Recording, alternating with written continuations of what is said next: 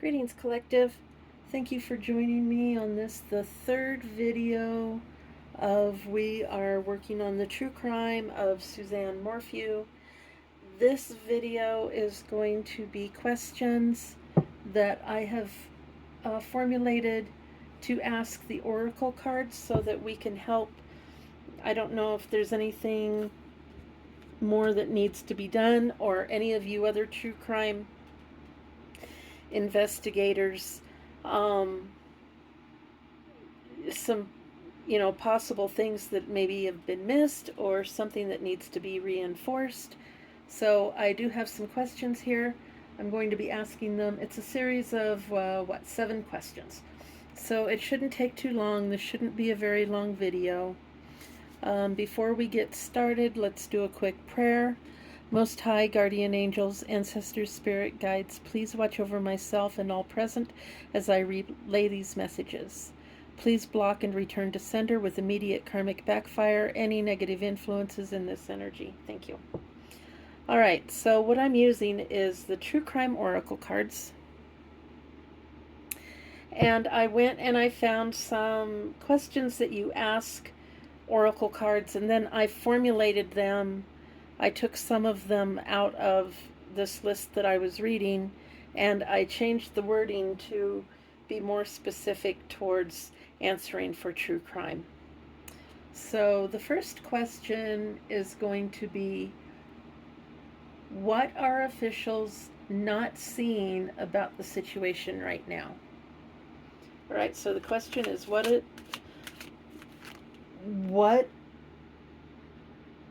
are officials not seeing right now? What is it that they are missing? Okay.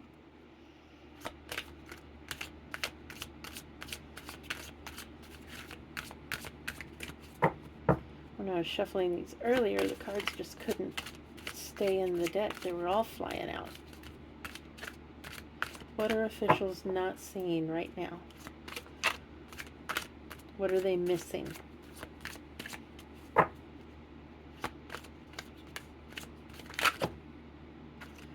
Okay.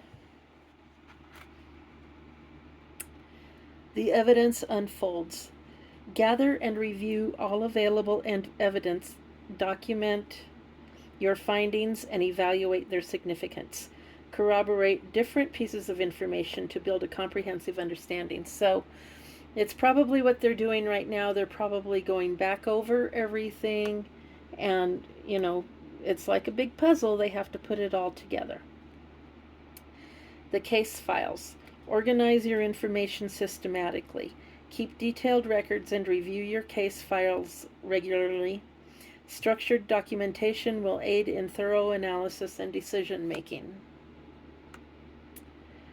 The clarity of evidence. Ensure that evidence is clear and unequivocal. Scrutinize the evidence for accuracy and relevance. Clear evidence supports strong conclusions and effective decision making. The witness's perspective. Consider different perspectives when evaluating a situation. Understand the viewpoints of others involved and how they contribute to the overall picture. Diverse perspectives provide a fuller understanding. So you have to listen to your witnesses, listen to what they're trying to say.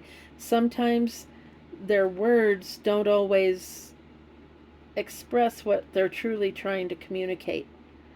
You have to listen to how they say them, in what context they're said, so forth and so on. The clarity of justice. Seek fairness and impartiality in your decisions. Ensure that all sides of an issue are considered before making a judgment. Strive for balance and just outcomes in your dealings. So even if you think it's one person, you can't make the evidence slant towards that person. You have to wait for the evidence to point specifically in that direction. Okay, so the second question is, what is keeping officials from moving forward? So what is keeping them from moving forward?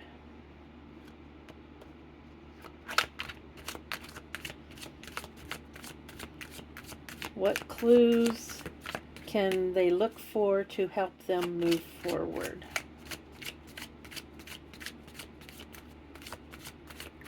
What bit of guidance do you have for them, Oracle?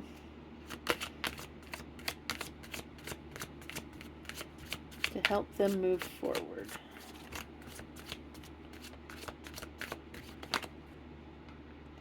Okay. Legal integrity. Uphold integrity in all legal matters. Ensure that your actions are honest and within the bounds of the law. Ethical behavior is crucial for maintaining trust and credibility. Now, there was a lot of problems with ethical behavior with the first DA, the first what was her title? The oh, I didn't write it down. The first, was she a district attorney? I can't remember. Anyway, she got disbarred over her actions in this case because she repeatedly ignored court orders and, sort of like protocol, and she just, she would go on like YouTube and, discuss the case and all of that. And she's part of the legal team. They're not supposed to discuss anything, especially on a social platform. So that's what's holding them back, is there's a lot of stuff that was denied entrance, admittance into court because of her actions. So that's probably a lot of what is holding them back, is they have to have a workaround, or they have to decide if they're going to just, do the whole thing over. What can they do legally? And this has been moved to another county. It's been moved to, I believe it's been moved to Saguache County from Chaffee County. And then El Paso County is involved as well, because their coroner is the one who identified her remains. So, but I believe this is in Saguache County, but the FBI is overseeing the whole thing. So, but I believe that everything is in Saguache County. So they are having to go over this case again and figure out, how they can proceed. The third question is, what can they focus on to get the right results? So what can they focus on? Okay. The pursuit of truth. Commit to uncovering the truth, even if it's difficult. Be persistent and dedicated in your quest for accuracy. Avoid shortcuts and ensure that your findings are thorough and reliable. So basically, they have to go back and sort out what's the truth and what's not. And then we have the discerning eye. Cultivate discernment in evaluating information. Assess the credibility of sources and verify facts before drawing conclusions. Avoid being swayed by appearances alone. Okay? So they have to go back and they have to, discover the truth, which, in these cases, the truth is never always being told. There's always somebody lying, and they have to figure that out. And then they have to discover the credibility. They have to figure out, how credible is this source? How credible are they? Are they liars? Do they, what kind of a lifestyle do they lead? Do they do drugs? Are they alcoholics? Do they have a regular job, or how do they make their money? They have to investigate these sources. It's not a simple take your word for it, which sometimes that would make it a lot easier, but that's not how law and the justice system works. The next question is, what needs to be cleared for them to move forward? So what needs to be cleared in order for officials to move forward? Is it evidence? Is it paperwork? What is it that needs to be cleared in order to move forward? Okay. The unspoken truth. I don't really like that guy pointing a gun at me. I'm going to cover that up. There we go.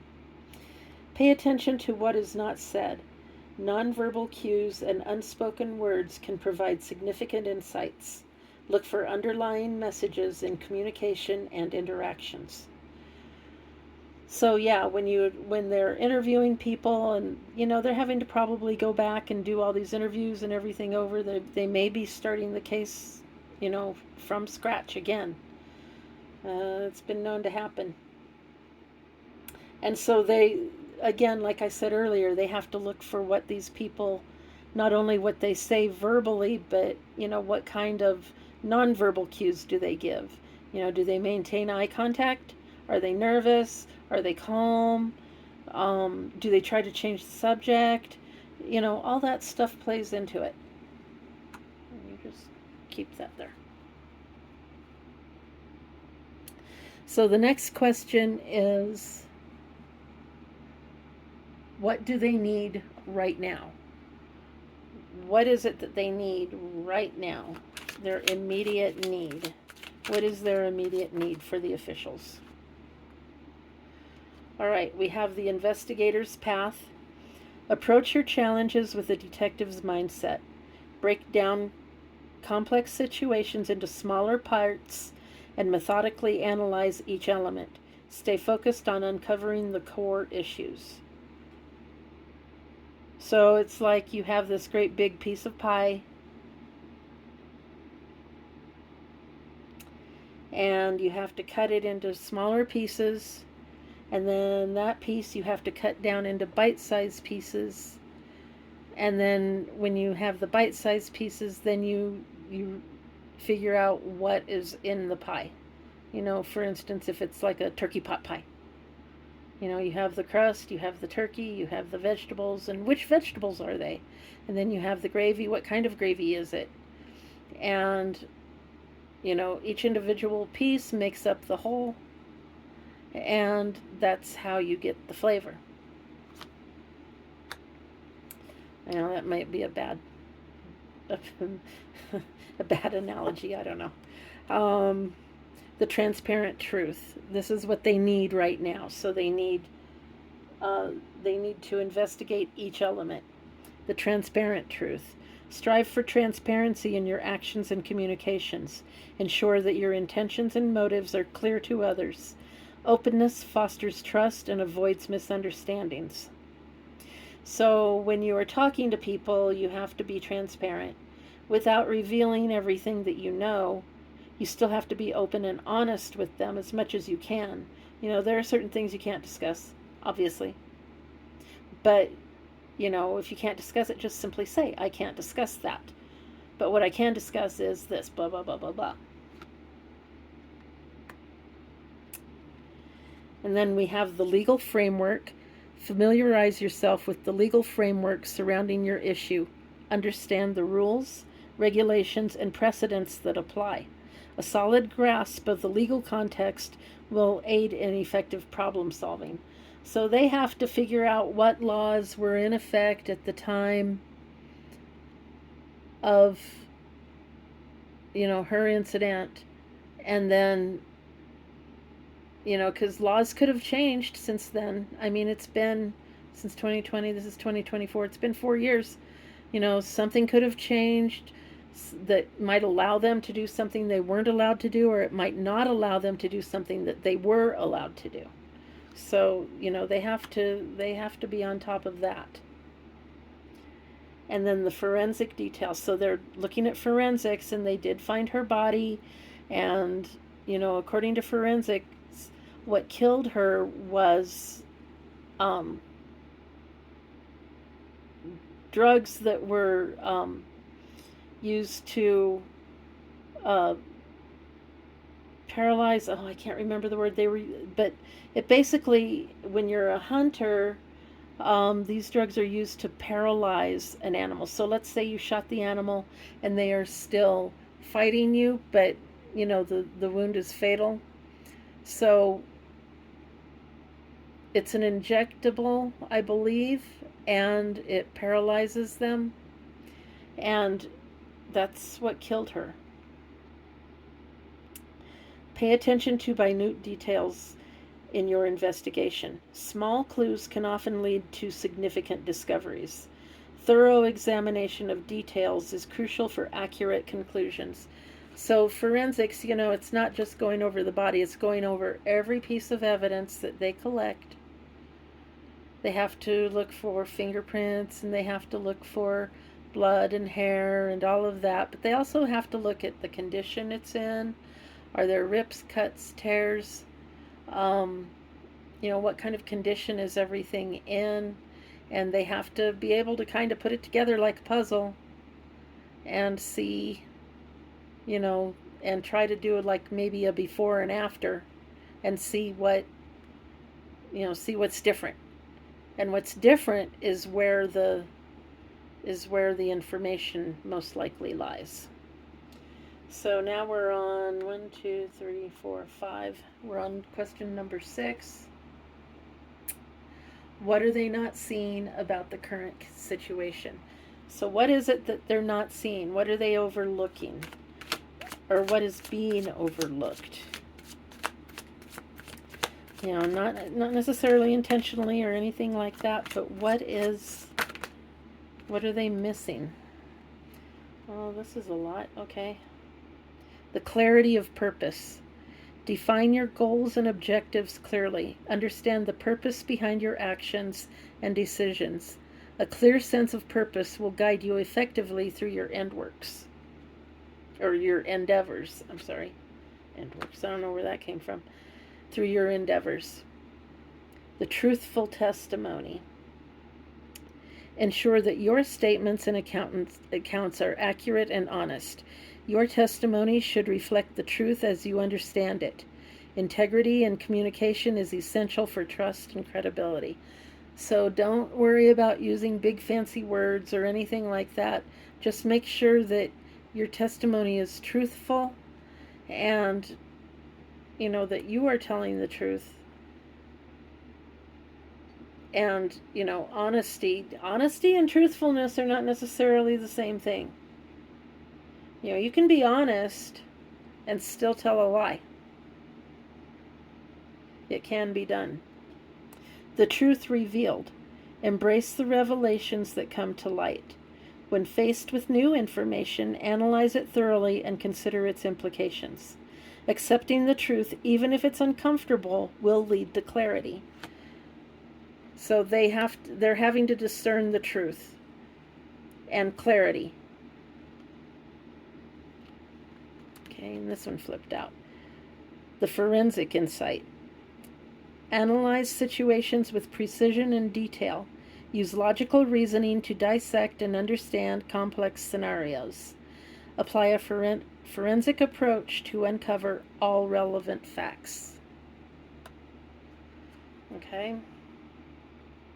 And so what is the forensic approach? Honestly, I'm not quite sure, but it's analyzing all of your pieces and checking to see if they're truthful, if they're accurate, making sure that all of your, for instance, a timeline, make sure that the timeline fits, make sure you can back up the timeline and corroborate all the evidence and all of that. That's what I sort of think of forensic insight is. But, I'm not an official. I'm not a police official. I'm not anything. I'm just reading tarot cards. That's all I'm doing. I'm reading tarot cards. So, and I'm trying to get some information from my cards. So that's all I'm doing. I'm not an official anything. So, that being said, that's sort of what I think it is, but I could be totally wrong. What could stand in the way of successfully closing this case? So what could stand in the way of being able to successfully, prosecute and close this case? The detective's deduction. Apply deductive reasoning to solve problems. Analyze the facts and use logical inference to reach conclusions. Deduction helps in piecing together the truth from available information. So, what could stop that? Well, there could be some information that isn't available. Maybe they don't have a piece that they need, and they're not sure where to get it.